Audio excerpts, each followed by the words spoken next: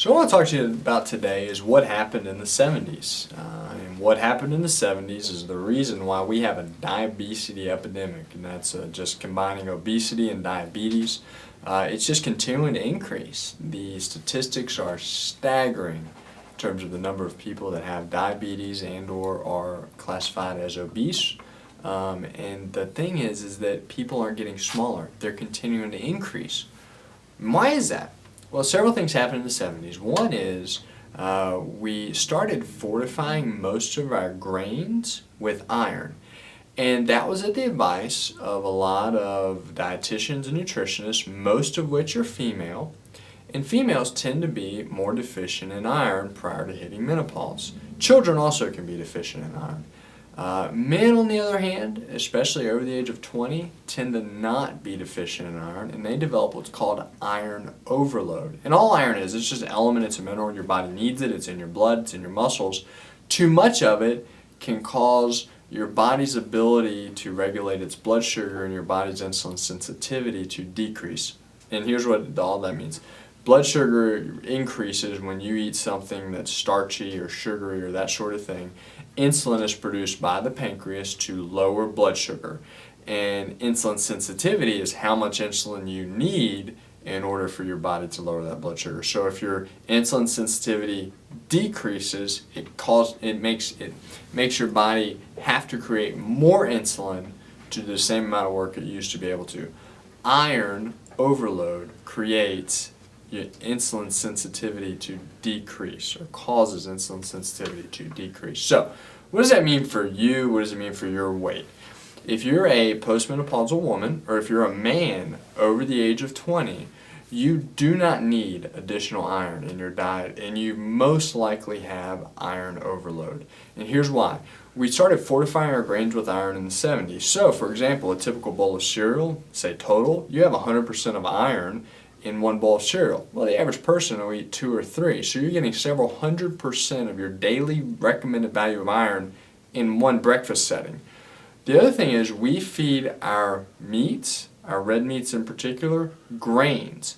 And grain-fed red meat is a highly absorbable form of iron, sometimes as much as double that of a grass-fed meat. So here in America, we eat a whole lot of red meat. We fortify all our grains with iron. And the other thing, we have a diet that's high in high fructose corn syrup. And high fructose corn syrup, which came out in the 70s, increases your body's ability to absorb more iron. So you're storing more iron. The other thing is, we don't eat a whole lot of iron foods that help our body regulate and get rid of excess iron.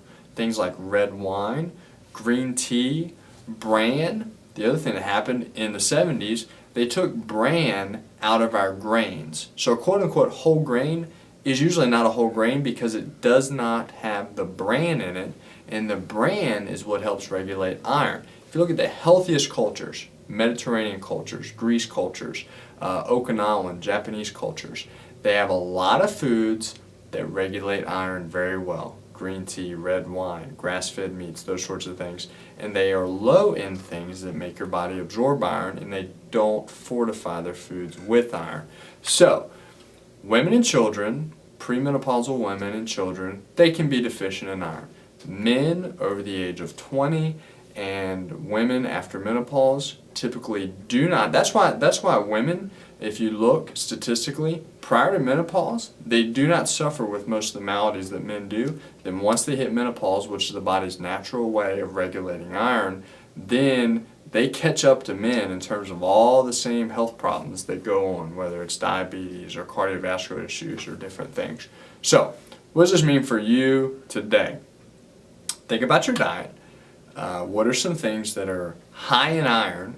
And if you fit the category of someone who does not need excess iron, things are high in iron that you may need to reduce. So instead of maybe grain-fed meats, you do grass-fed meats. Instead of drinking black tea, you drink green tea. Instead of drinking beer, which is something that increases your body's ability to absorb iron, you drink red wine, which helps your body get rid of iron. Instead of processed or even, again, quote-unquote whole grains you get from the store, doing some true whole grains, like brown rice, is a great one.